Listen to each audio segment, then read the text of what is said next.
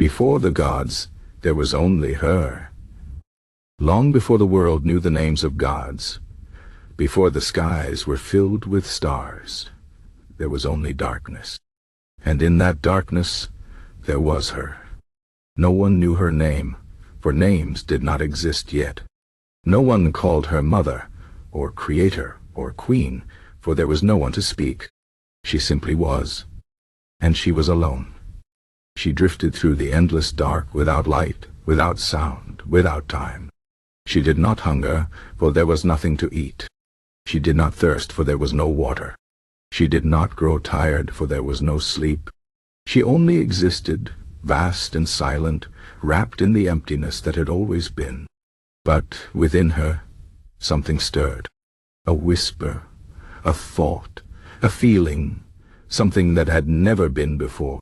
A longing, a question, a dream. She wondered, why, what if? What if there was more than darkness? What if there was something else? What if she was not alone? And so, for the first time, she moved with purpose. She reached into the void, and from herself, she pulled the first light.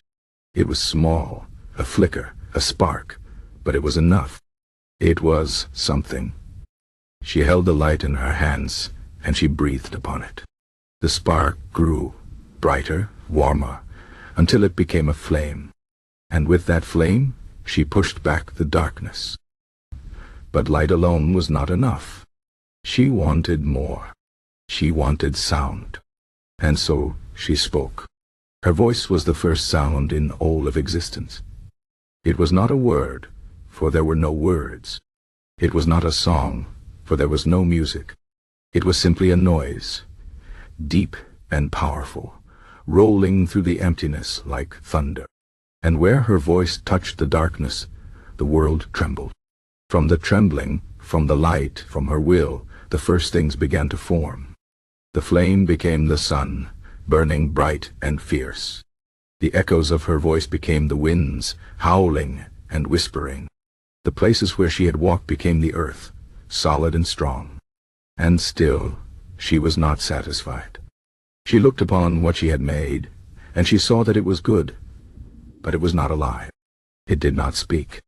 It did not think. It did not dream as she did. And so she reached into herself once more. She took a piece of her own being, a fragment of her power, and she shaped it. She molded it with care, with love, with hope. And when she was done, she opened her hands, and there, small and fragile and new, was the first living thing. It was not a god. It was not a man or a beast. It was something older, something wilder. It was the spirit of the earth, the soul of the world, and it looked upon her with wonder. She smiled, though there was no one to see it. She spoke to the creature, though it did not understand. She set it upon the earth, and it ran, it danced. It sang in a voice like rivers and stones. More came after. From her breath, the birds took flight. From her tears, the oceans swelled. From her laughter, the stars were born. One by one, she filled the world with life, with sound, with color.